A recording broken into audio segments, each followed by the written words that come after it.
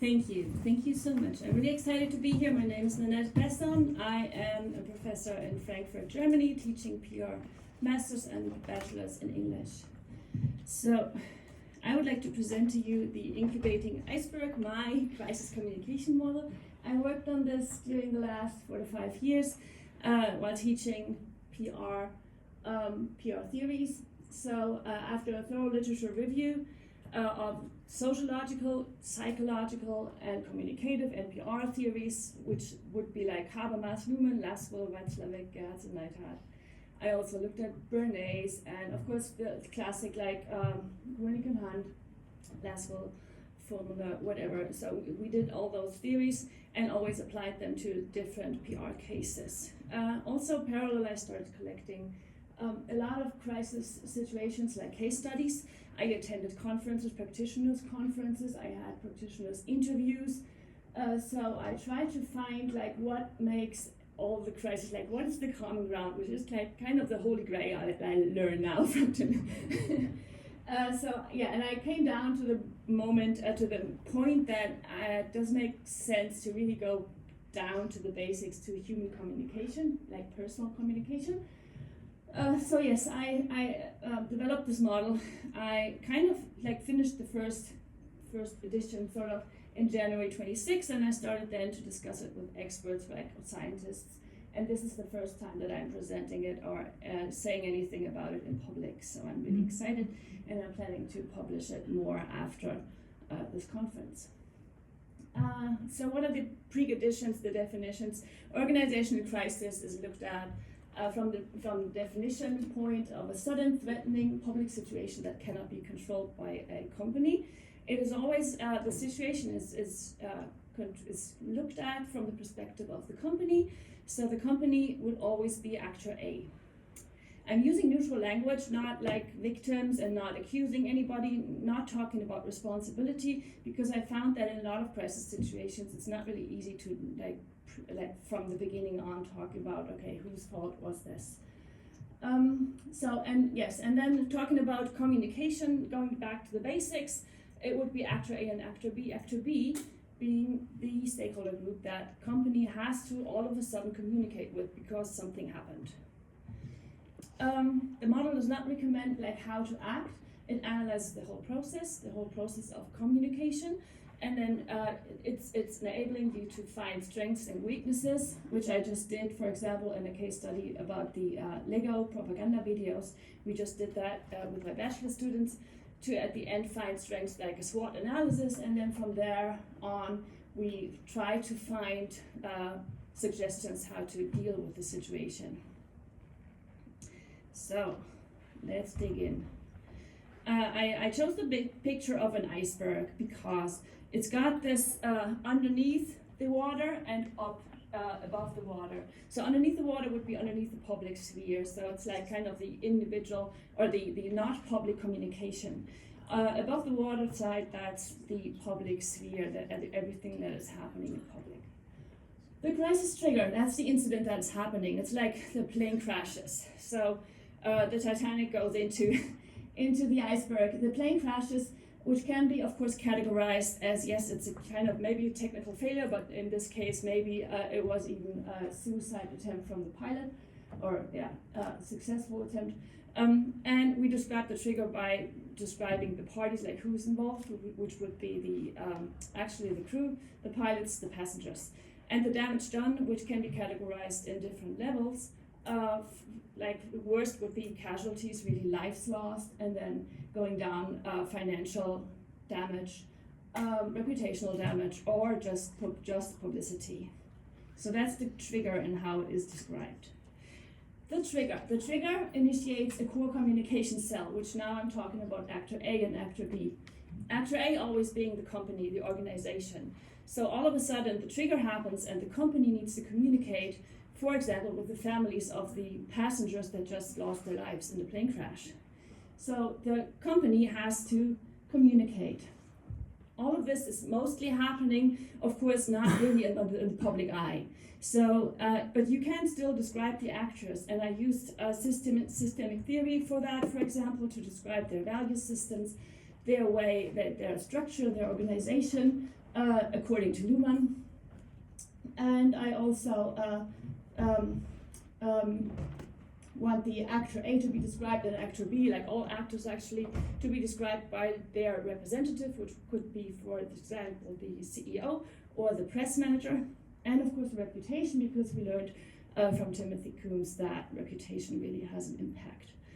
So we describe actor A and we describe actor B, which of course sometimes it is a really new group, like the families of the passengers that just died, and all of a sudden they are a group. They have something combined, that they are combined in their sorrow and sadness.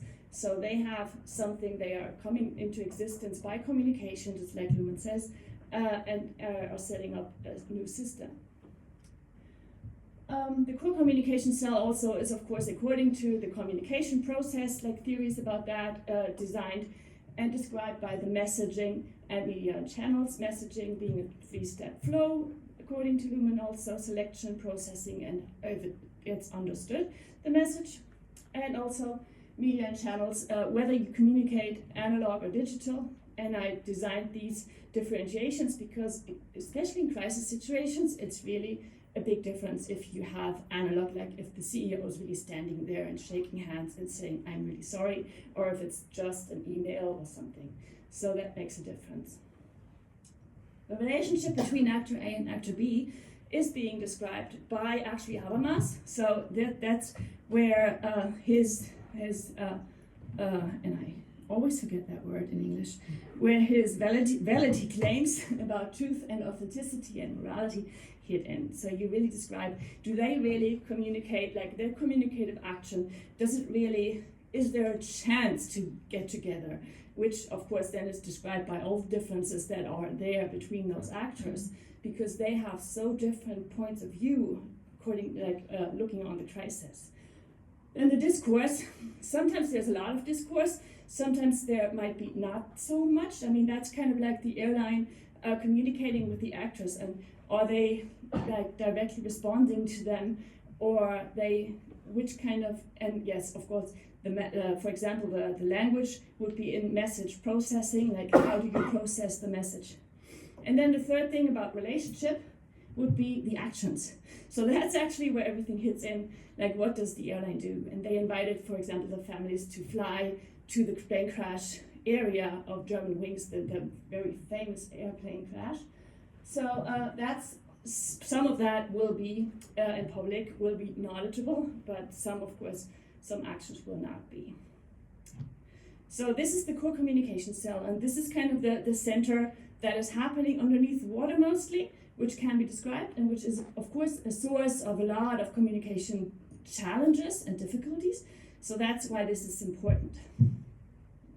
The trigger also, of course, initiates public awareness. I mean, that's part of the definition of crisis. So public awareness, according to Gerhards and Neidhardt, comes into existence by public discussion, campaigns or events like protests, and media agenda. So in these three steps, all of a sudden everything becomes public, and then this initiates different stakeholder communications.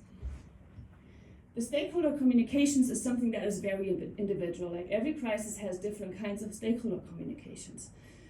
For example, in the plane crash, that would have been, of course, it's always media communication. So that's also according to Luhmann. It's always media always has a second role because it's like communicating just to communicate, and also it's part of the discussion. So there's stakeholder communications, the media, for example, discussing. But it could be also like legal affairs, because everybody was talking about changing regulations for pilots and for the cockpit. So stakeholder communications are very individual, they differ from crisis to crisis. And they also can be described by really digging in deep, describing the actors, like in which way are media addressing actor A, or in which way are media addressing actor B. So you can go really into the details there if you want to. And that is all happening in public. So the emotions are kind of the waves of the model, because everything is happening in the context of big emotions. And those emotions can be so different, and that's something that I'm still working on and want to apply more theory even, because we just analyzed, for example, the Lego videos, which really create a lot of positive emotions, which is kind of amazing that people support all of a sudden the Iran because they really like those videos where Trump is mocked. But also, of course, or mostly like in really like plane crash, for example, there might be empathy, there might be sadness, a lot of sadness. But talking about sticky crises, of course, also, that's all the moral aspects, the emotions that really drive the whole situation and really make everything move. So that's got an influence on the whole thing, on every communication. And of course, that can be addressed by psychological theories. For example, I mean, with Bernays, with talking about propaganda theory, and like how our emotions steered, for example, like in that legal video setup.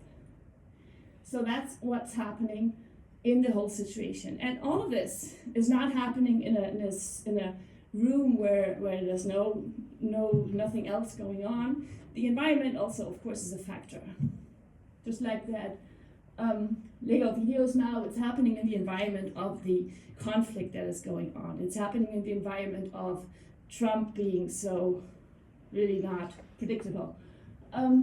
So you have to describe, and you always have to consider the environment, which I differentiated like in law, media, society, ethics, trends, and economy. So it's just a description of in which context is this all happening. So maybe that also explains a lot. And last but not least, the model, I mean, which is open to other theories. So of course you can like put in new theories and apply them to explain things.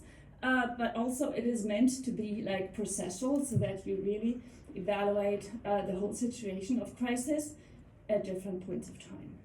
So then, after that, you can really find out like what happens at the beginning, what happens in the middle, what happens at the end, what kind of effect did it have, because crisis evaluation is of course something that is so neglected in practice and in theory.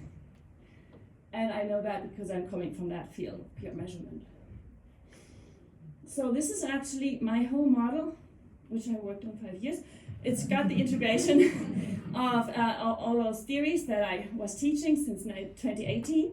And I'm really, really anxious to hear your comments and to get feedback, so please.